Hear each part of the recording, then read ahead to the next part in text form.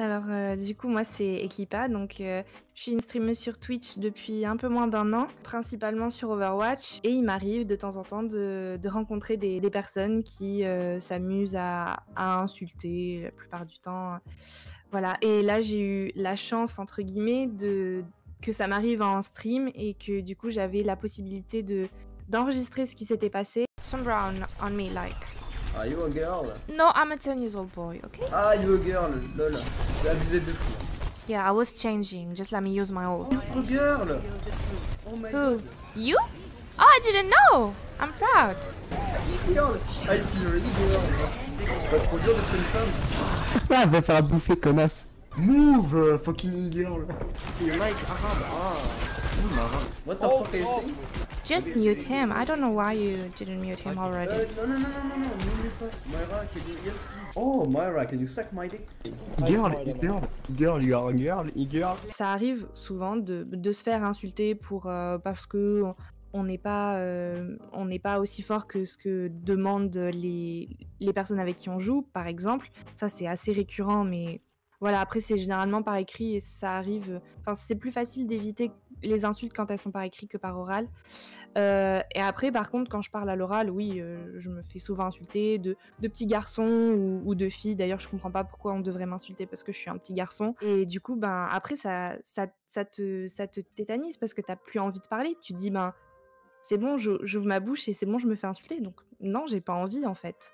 Je préfère rester dans mon coin et juste écrire OK ou des phrases comme ça, pipeau, pour que ça passe. Parce que j'ai pas envie de parler.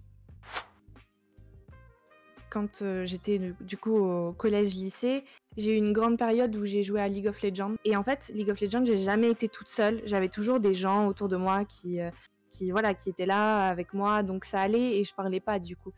Et en fait, donc, petit à petit, non. Forcément, les années passent, les gens changent de jeu, ils jouent de moins en moins. Et je me suis retrouvée toute seule sur League of Legends. Et là, ouais, je me suis vraiment confrontée à cette communauté qui est un peu toxique. J'attendais le jeu pour me faire partir de League of Legends et ce jeu ça a été Overwatch forcément. Les ignorer, juste les ignorer. Honnêtement, c'est très très compliqué et je le dis parce que je pense que le fait que j'ai été en stream ça m'a donné de la force.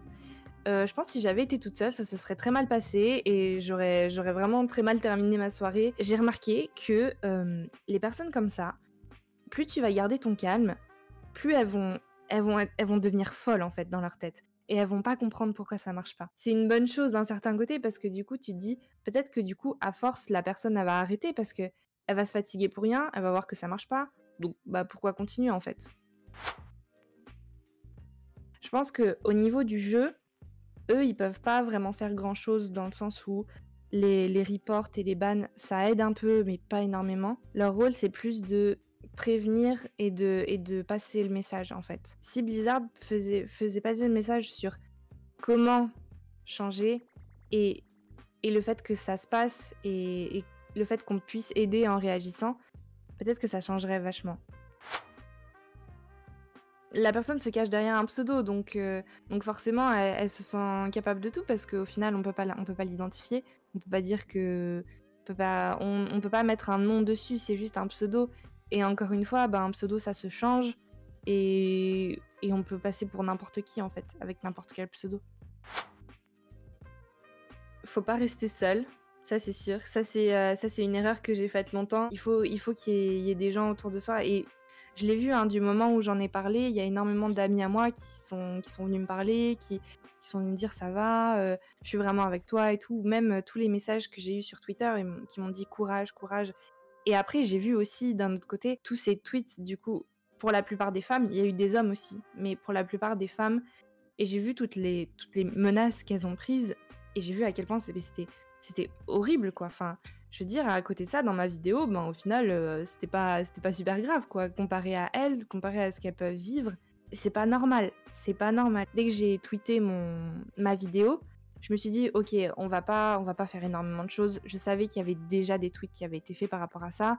Il y avait quoi? Il y avait 30 retweets, bon, cool, quoi. Mais peut-être que c'est 1 plus 1 plus 1 plus 1 qui, au final, fait que ça bouge.